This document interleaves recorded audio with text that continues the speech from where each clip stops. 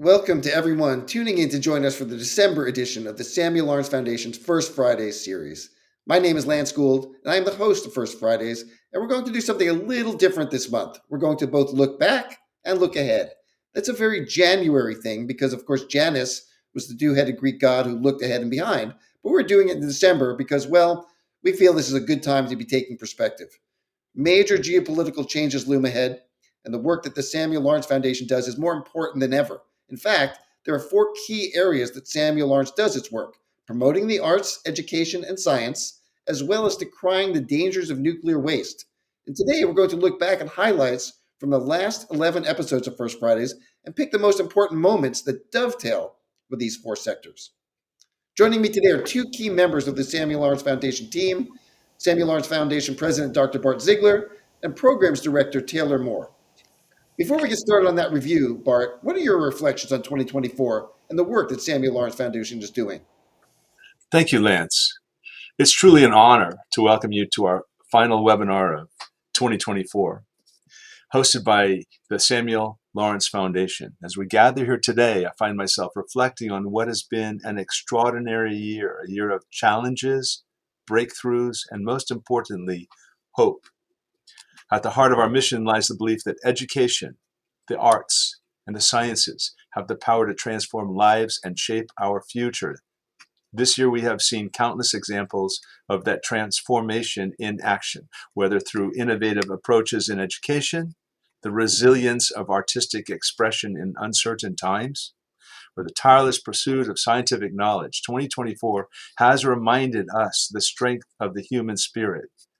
For our foundation, it's been a year of deepened commitment as we focus on critical issues such as the existential nuclear waste at San Onofre, California. We've been reminded of the importance of collaboration, transparency, and courage.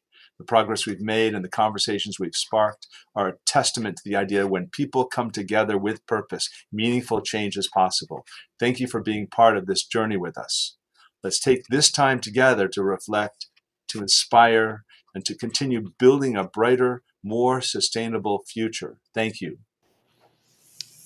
Excellent. So let's start this reflection on the year by talking about nuclear waste.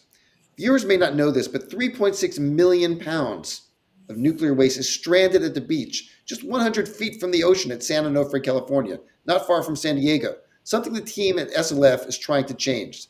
To set up our first video clip, here's Taylor. Thank you, Lance. This first video is going to be the longest segment that we share today because it lays the entire foundation for the heart of the mission here at Samuel Lawrence Foundation, and that's addressing the critical issue of nuclear waste. As Lance mentioned, there are over 3.6 million pounds of highly radioactive nuclear waste sitting just 100 feet from the ocean in thin-walled metal canisters in an area that's highly vulnerable to natural disasters like earthquakes and tsunamis. There's more than 9 million people living within a 50-mile radius of this site. This next clip, it's from our 2024 February webinar, and it takes a closer look at the history and the circumstances that brought us to this point. Let's take a look.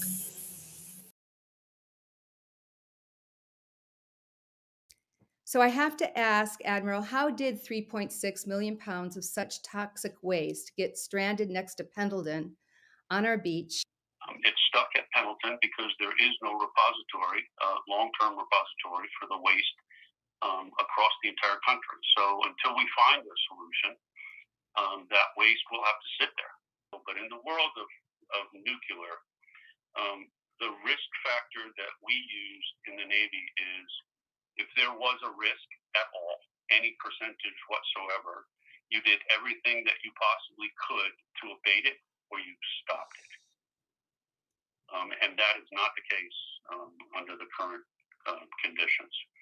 San Onofre's lethal waste is stored in thin metal canisters, placed in a wet, salty environment.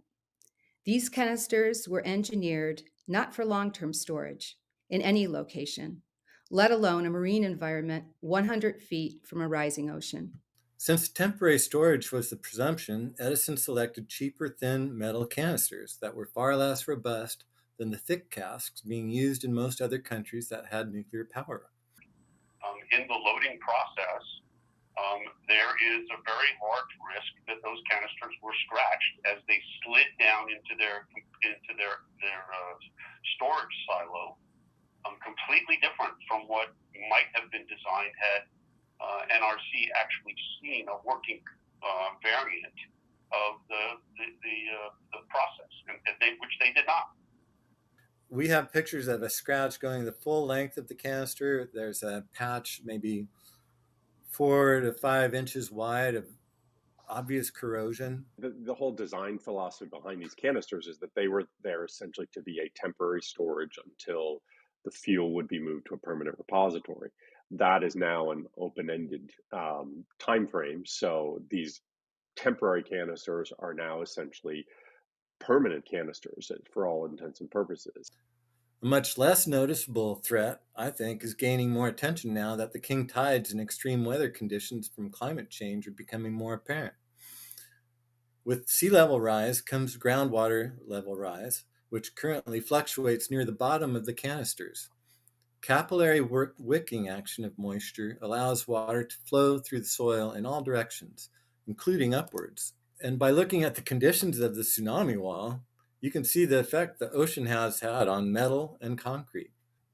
There's no way to unweld the canisters right now to see what the condition of the fuel is inside. So I would rather ask the question, not how long will they last, but how soon could they fail?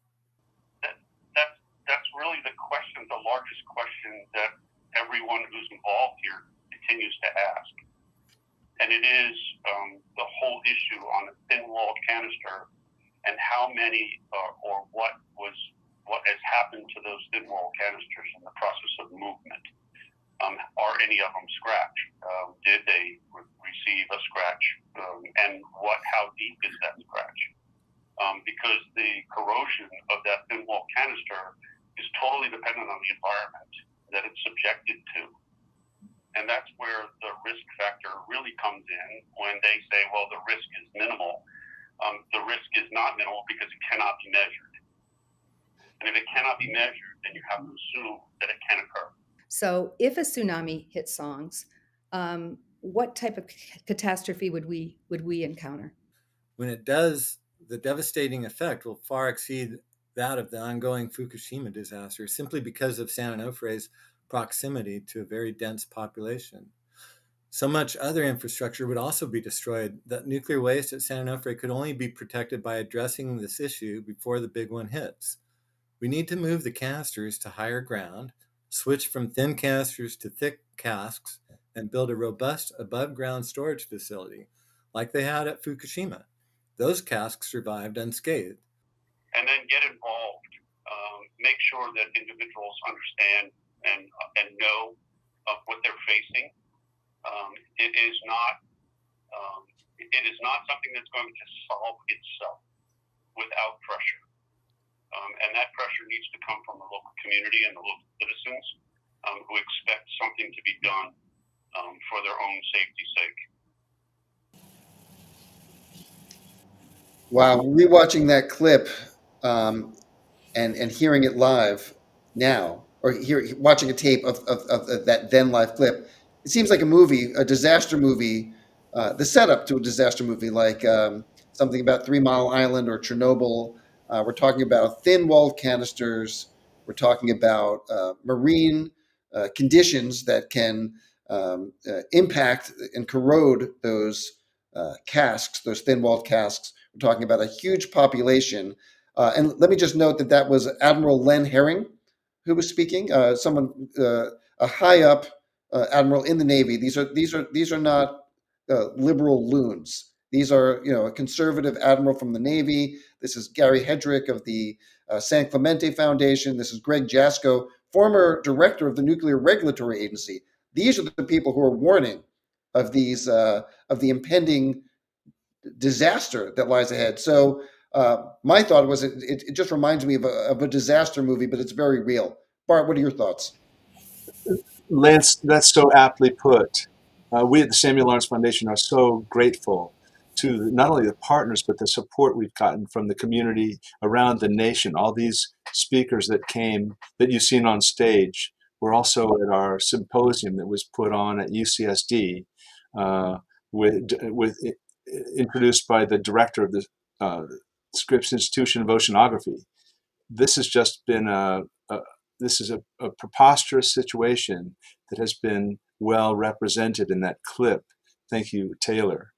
It just seems to me like the more support we can get from around the community and around the nation to deal with this issue, is the better off the nation will be from the health and safety risks that this spent nuclear fuel and the radiation high burn fuel can present to as a grave risk to our communities, our local communities, and our planet.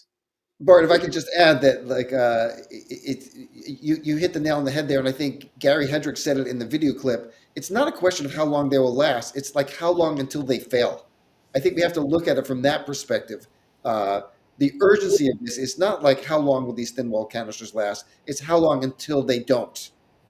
Kristen, Yeah, it's yeah. If I may add, this is this stuff is deadly for 100,000 years, which is more than my mind can think of. Yeah. Taylor, why don't you go ahead and introduce the next clip for the nuclear waste section. Thank you, Lance. Yeah, in the second clip, we're going to dive a little bit deeper. We're going to hear from Dr. Mark C. Jacobson, who is not only a Stanford University professor, but a renowned scientist. And he's going to outline the climate implications of new nuclear and also give us alternate renewable energy options that are not only more climate friendly, but they also make more economic sense. Let's take a look.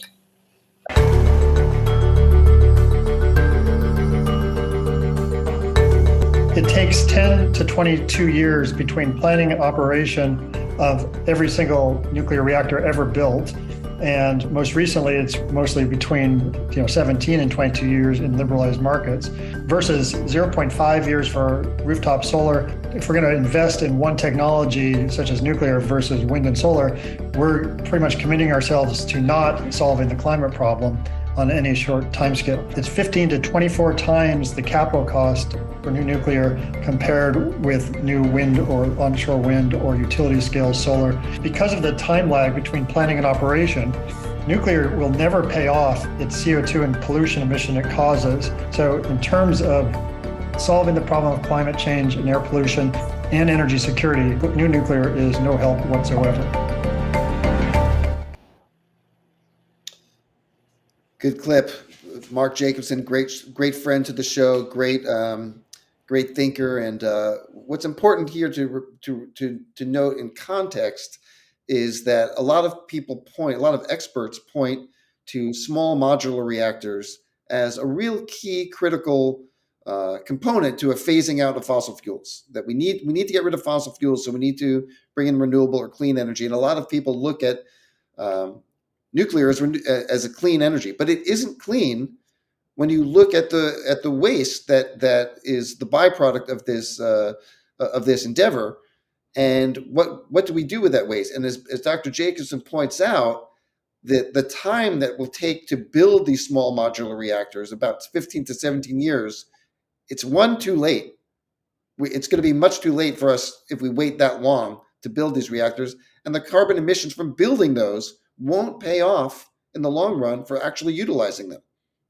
Bart, what are your thoughts? Amazing, Lance, what you grasp. It's taken me 10 or 12 years to learn about this stuff. It's very complex to learn about nuclear and the foibles and the importance of it. I'm glad there's more research and development. There always needs to be developing new technologies and understanding a lot of health aspects of the stuff. But it's really important to understand that our regulatory agencies need to take care of the nation's safety and health. And it seems like the NRC drops the ball a lot. So I think it's really, the more people learn, the more people will know, and the more corrected our direction will be using clean, renewable energy. instead of this nuclear. That sounds right. Let's move on to the next section now. Our second segment is going to shine a light on education, which is the backbone of progress and opportunity within SLF's mission. This segment will delve into how education shapes future leaders, bridges divides, and equips individuals with the tools to create meaningful change in their communities and beyond. Here's Bart to set up our first video clip on education. Thank you, Lance. Education is the foundation for creating a more equitable and just world. This past October, we explored how to improve global education systems, address issues of equity, and harness the transformative power of education to drive social change. 4 different leaders joined us to reflect on what's working in education today and discover innovative ways to shape a brighter future for all learners. One of the speakers is Dr. Jelani Nelson. He's the chair of Computer Science Division and math professor at UC Berkeley. Dr. Nelson is also committed to teaching coding skills to those in Ethiopia and Jamaica. He's been awarded by the Obama administration, and in the following clip, he shares a little more about his experience. I would say computer science in the US, you see a lot of gender disparities, more boys going into it, more boys interested in it in high school, and more young men majoring in computer science at the university level. We see the exact opposite in Jamaica. So we have an open application. Anyone can apply to, any high schooler can apply to Jam Coders. Consistently over the last 3 iterations of the program, we have about 60% of the applicants are girls. And they're very strong, and about 60% of the kids who end up, matriculating into the program are girls. So I'd love to know what Jamaica is doing to get more girls into computer science. We're not seeing it in the US, but that's one thing I've observed. One thing else, I have a few things to say about Ethiopia. We partner there with the government. So the Ethiopian Ministry of Education, Addis Ababa University, which itself has many campuses. We work most closely with the Addis Ababa Institute of Technology, which is their engineering campus. Everyone really, let me put it this way, like if I were to run a program like this here in the US, or even when I run it in Jamaica, a lot of things cost money. It's provide room and board. The housing costs money, right? We have to pay for the dormitories for the students. In Ethiopia, the government looks at us like Addis Coder Inc. is doing the government a favor. They say, Jelani, you guys are coming and you're helping us accomplish our mission. Like, we view it as the government's job to provide education. They give us the dorms for free. Everything's free, basically. They give us the dorms for free. They give us the classrooms and the computer lab access for free. We pay the costs that are real, like, we feed the students, we pay for the catering, we pay for the transportation for the teaching assistants and for the lecturers, as well as for the students to bring them to the capital. So those costs we pay. But in terms of access to like physical space and so forth, like things, sunk costs that are owned by the government, they just give it to us freely. So I don't know what the lesson is there. I mean, I just find it very nice that the government invests their resources into things like this without expecting revenue generation. Wow, this was such an inspiring webinar for me, honestly, as concerning, I suppose it is, to see this trend in the US at the same time, to see more than half of the participants in coding programs being females and young girls in Jamaica is just incredible. And it makes me wonder, what can we learn from their approach, right, to improve the gender representation, the gap in tech education in the US. And I think this is something that Jelani answered a little bit when he was talking about Ethiopia. He gave an example of low-income students excelling because of the strong government support, right, and because of the pro-education culture. And that's really powerful in showing that values and investment can far outweigh economic disadvantages, because it shows us that education success isn't just about resources, right? But it's also about creating a culture that values learning in general. And so these successes from both Jamaica and Ethiopia are a reminder, I think, to us in the US and other places around the world that innovation in education doesn't necessarily only come from wealthier nations. It can also just come from a commitment to inclusion and a commitment to equity in general. I couldn't agree more, Taylor. That's very well said, and it's just really inspiring to see what Dr. Nelson is doing in these two countries that are categorized as "quote unquote" developing nations. Also, as we consider what's looming ahead for us here, um, education itself is on the education department is on the chopping block potentially. Education is in the crosshairs of the national cultural conversation, and it really shouldn't be the case. And there's so much we could learn from countries that could well be looking to us as the U.S. has always held the mantle for what other countries could be following. But here, I feel like we're really falling behind. If I could just add, Lance, Of course. I've read that in India they're minting 350,000 engineers a year, I mean, and in the U.S. we put out about 70,000 engineers a year. It's how certain countries embrace education is definitely worth what Taylor said. Oh, Absolutely. Bart, you want to give us why don't you tell us about the next clip from the education section? the next clip we have from our March 2024 video podcast, which celebrated Women's History Month. We heard from 4 incredible female leaders who shared their thoughts on educating the next generation of women and finding sustainable solutions for our economy, society, environment, planet. One of these voices belongs to Melissa Sims, a powerhouse attorney who's using the legal system to hold the fossil fuel industry's worst offenders accountable to climate change. Let's hear what she had to say.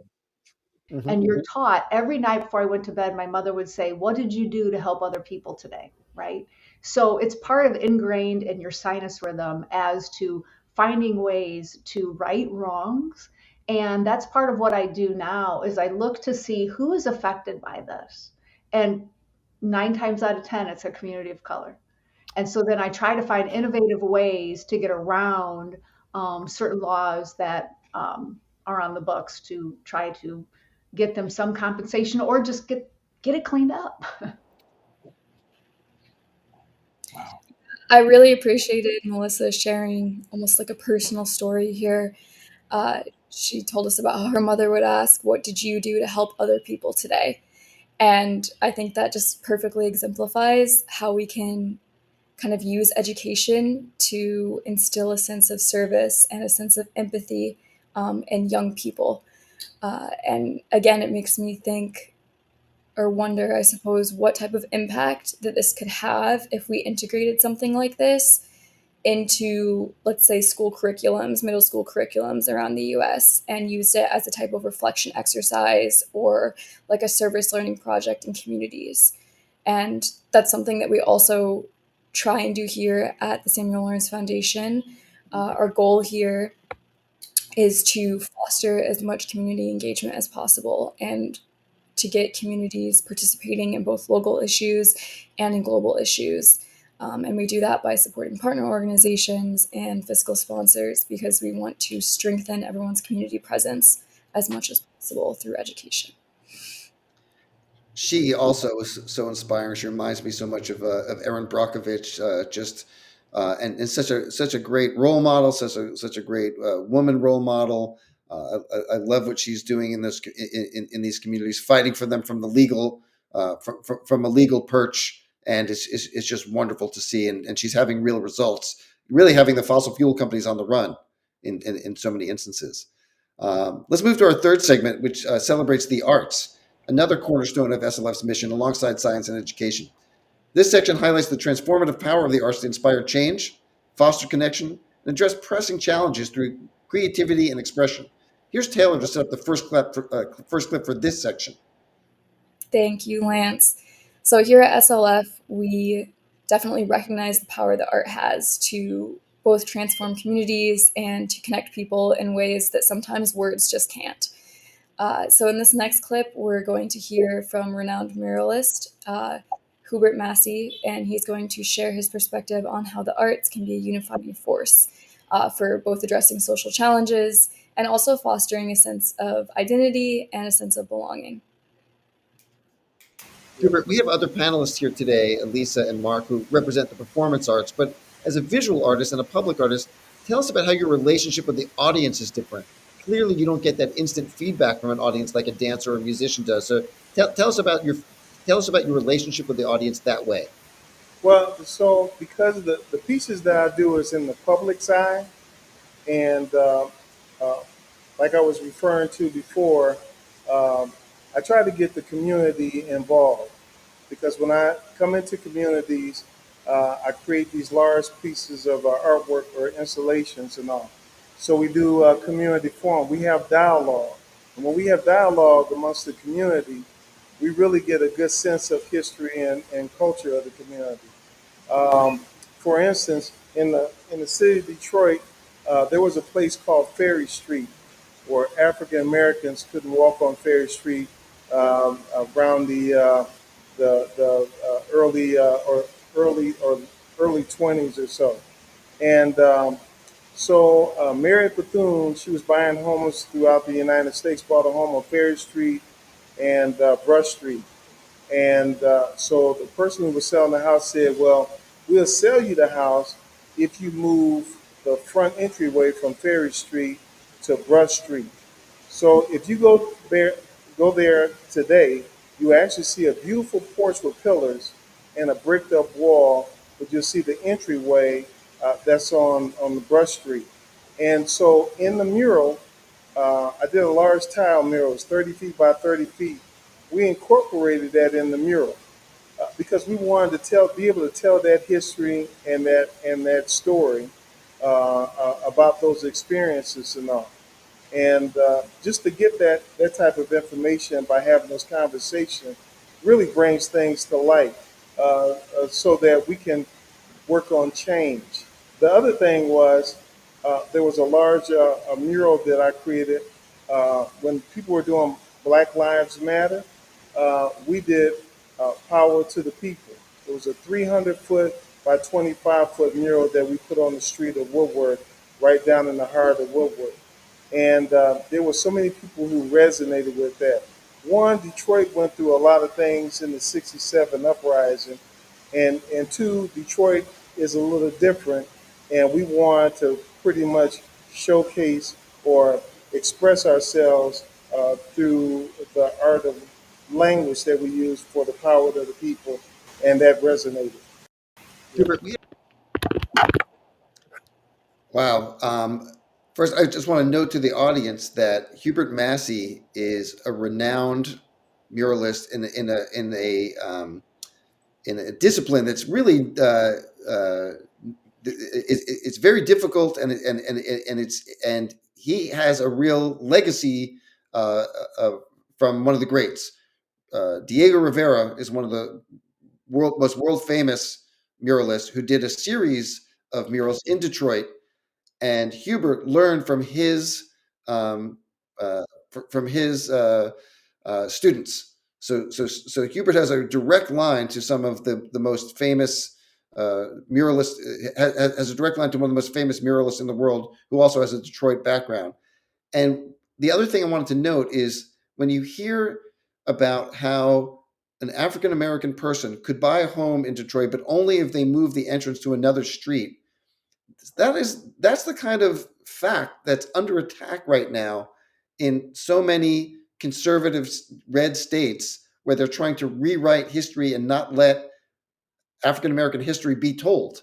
And this is an incredibly important thing that without learning history, and this is cliche to say, but it's true, without learning history, we're doomed to repeat it. And so how can we not celebrate and investigate the things that happened in history so that we can learn better from our mistakes? Bart, what are your thoughts? Wow. I have to say, Lance, on the entire year of video podcasts, you're able to bring out some extraordinary dialogue. And the way you've just presented Massey's groundbreaking work is really compelling. And it just reminds me how artists, how important art is. If it's music or videos or visual arts or performance arts, somehow that is able to really engage the human spirit, the human soul, and deal with the complex problems that we have to address on the planet. Anyway, thanks a lot, Lance. Thank you, Brian and Lance.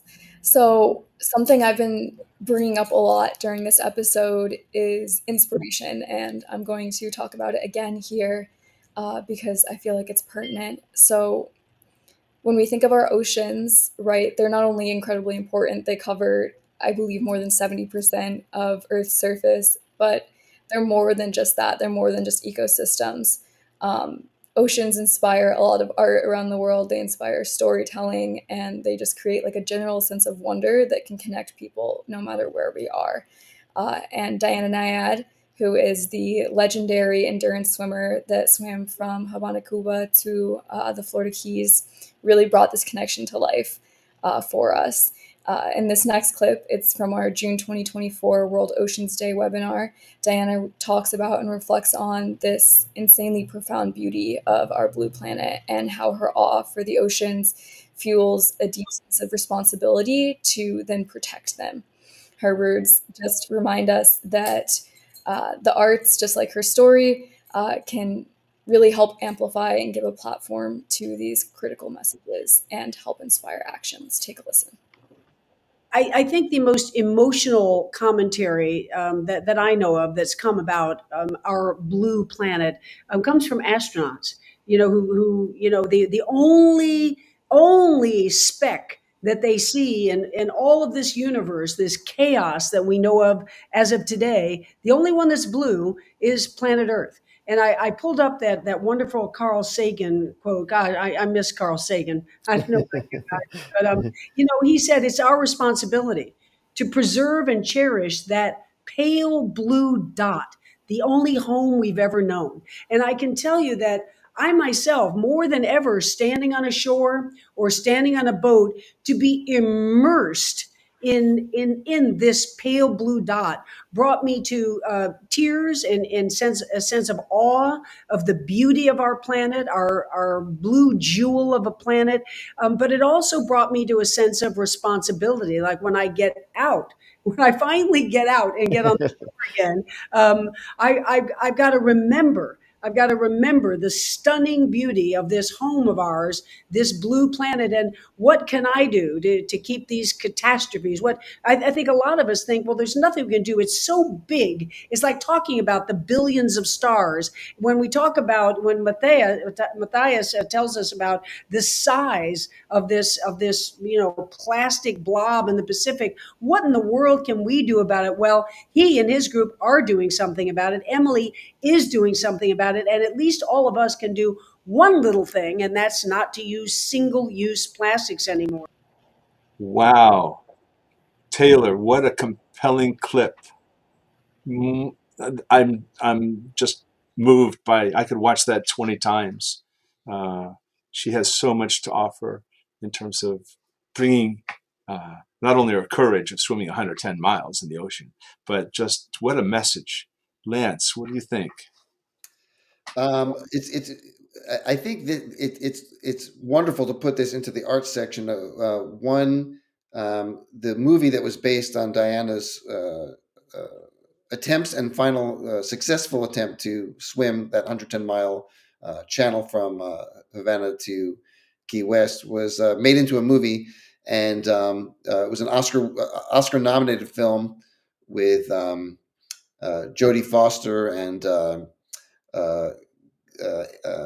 gosh, I'm forgetting the actress's name, but really showed her commitment to the environment, showed her commitment to art. She talks in the clip about beauty, and there really is so much more to just like there's so much beneath the waves and beneath the ocean that is visible. There's so much more to a story about an athlete swimming. It's really about commitment. It's really about the environment and her commitment to ending the use of single use plastic. There's so much more to Diana's story. And that brings us to our final section today, which focuses on the last pillar of SLF's mission, science. This segment highlights the critical role of scientific understanding in addressing climate change and environmental challenges, showcasing innovative solutions and urgent calls to action from experts in the field. Here's Bart to set up the first clip of the science section. Thanks, Lance. In this next clip, we hear from Ugandan climate activist Vanessa Nakate, whose journey began with a single climate strike in 2019 and has since grown into a global mission for environmental justice. Vanessa shares, all the way from Uganda, the pivotal moment that led her to focus on the Congo rainforest, the second largest rainforest in the world, and a critical lifeline for millions of people and countless species. Her group also aims to install solar panels on all of Uganda's 24,000 schools. Her story underscores the urgent need for action and awareness to protect this vital ecosystem before it's too late. Listen to her powerful reflection and call to action. And I held my very first climate strike in the first week of January in 2019. Later in 2019, I got invited to give a speech at a Rotary Club. And I remember after giving that speech, one of the people asked me about the Congo rainforest. And he mentioned how so many people talk about the destruction of the Amazon, but there is not much conversation about what is happening in the Congo rainforest. And in that moment, I realized that I also didn't know much about what was happening there. So I took an initiative to learn more about the Congo rainforest. I got to learn that it was the second largest rainforest in the world and also the largest in Africa. And I believe that it's as essential as the Amazon rainforest. I remember reading an article that stuck with me that talked about how if the destruction in the Congo rainforest is not stopped, it could be lost by 2100. And this is a rainforest that is home to thousands of species, be it animal species, bird species, and also a place where 75 million people depend on its existence, either for food or access to medicine. Wow. Yeah, that's an incredible clip.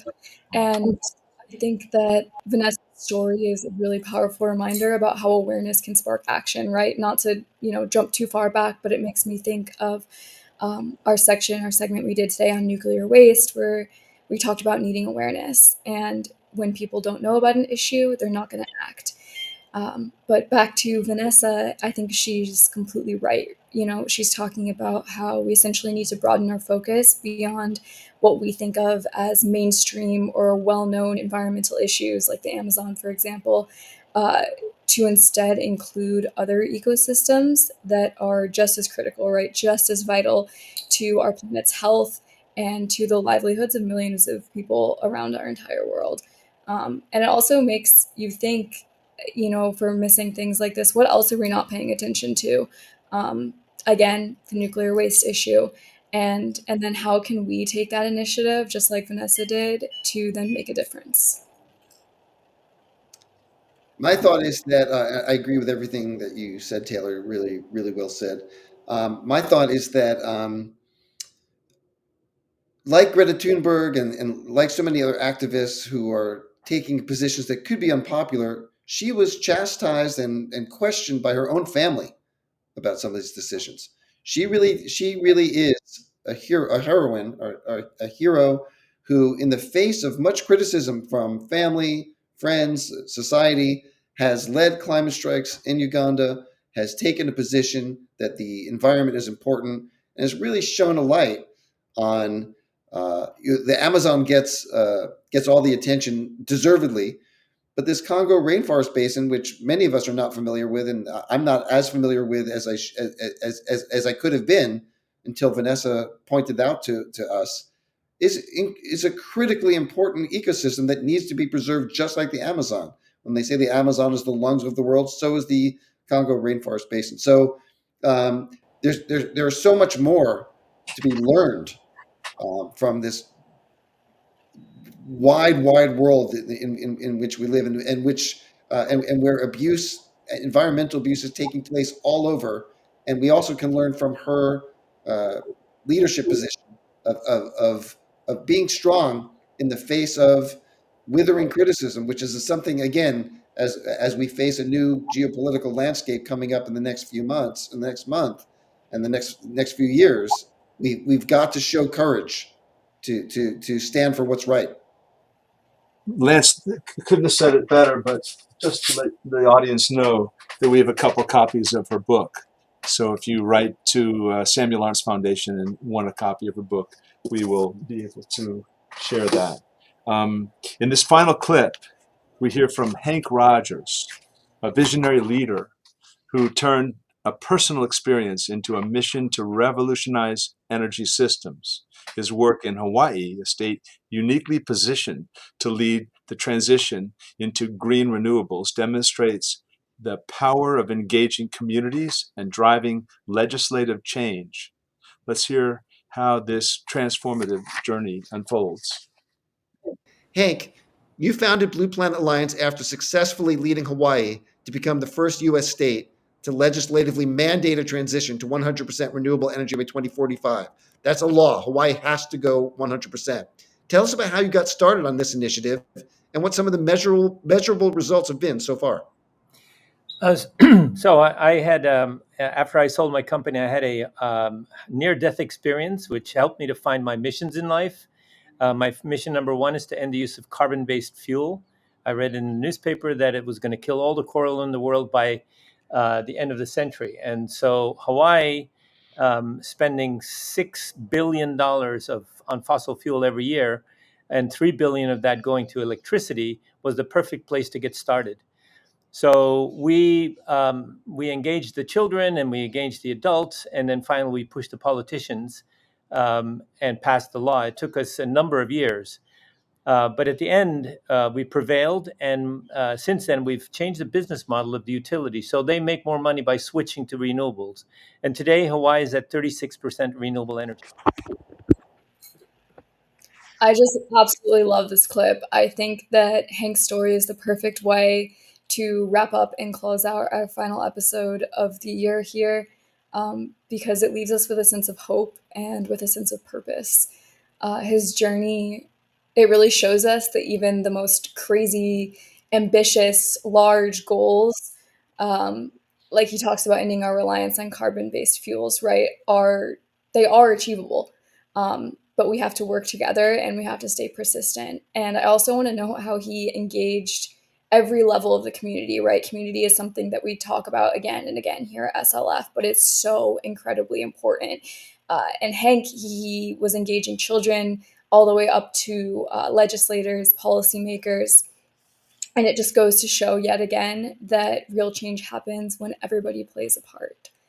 And I just hope that as we all reflect on everything that we've watched again and learned today, and throughout everything that we learned in the whole year of 2024, that we can, as Lance earlier said, remind ourselves to stand up in the face of criticism, to have that courage, and to remind ourselves that we all hold that power to make a difference, and that if we work together throughout all levels, that we can create a better future, a more sustainable future, and a more equitable and collaborative future. Here, Taylor. That's really beautifully said. Let me just add about Hank.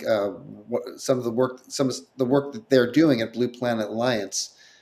They're trying to replicate the success that they've had on Hawaii, getting that state to become the first U.S. state to legally mandate a transition to 100% renewable energy. Now they're bringing 10 islands at a time to Hawaii to give them a rigorous 1-week seminar on how they achieve what they achieved, featuring speakers like the governor who signed the bill, the state senator who authored the bill, academic superstars like Barack Obama's sister, who's on the University of Hawaii faculty.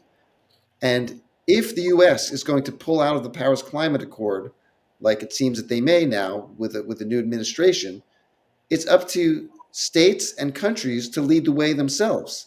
And if we can get states and countries to go 100% renewable, we can show leadership there that if the US is going to abdicate that kind of responsibility, the hope that we have, because we can't give up hope, like Taylor just said, the hope that we have is to find that leadership elsewhere. And I think that we are looking at a good example of that kind of leadership coming from Hank and Blue Planet Alliance. Bart, do you have anything to add to that? Yeah, if I may just add that our foundation's working with Rita McDonald on staff here is working with the new mayor of Irvine, Larry Agran, to engage in California's own interest in dealing with the nuclear waste problem. So that's just another example of a state taking initiative for the citizens. It's just great to hear what you and how you and Taylor position what the beautiful words of Hank and his actions. And because you gave a very deserved shout out to Rita, let me echo that Rita and Martha and Nadia on the team have all done amazing work. So I just want to give a shout out to those three, in addition to yourself and Taylor, who, the five of you are just doing incredible work with Samuel Lawrence Foundation. That about puts a cap on 2024 for us. I can't believe it's December already, and we're already looking at the end of the year here. But I want to thank the Samuel Lawrence Foundation for all your wonderful collaboration this year, and also to the man behind the scenes, Paul Shockley, for doing such a great job on the tech and really making this show hum. That concludes our program today. To rewatch the podcast or to see a transcript, go to the Samuel Lawrence Foundation website in the coming days. The website is samuellawrencefoundation.org. Please also visit brooklynstorylab.net to learn about the purpose-driven work that we are doing globally. Lastly, come back next year in January when we'll have another episode of First Fridays, and this time it will be a look at the power of filmmaking in the social good space. And now, for final words, back to Bart. Lance, thank you for your moderation today. We hope to see all of you in the next Samuel Lawrence Foundation First Friday video podcast. If you want to hear, and Taylor, beautiful to collaborate with you. If you want to hear why we're here to stay at the Samuel Lawrence Foundation, sign up for our newsletter. And special thanks to our partners and support with Environmental Working Group, Sierra Club, Beyond Nuclear, Mothers for Peace, and all our staff.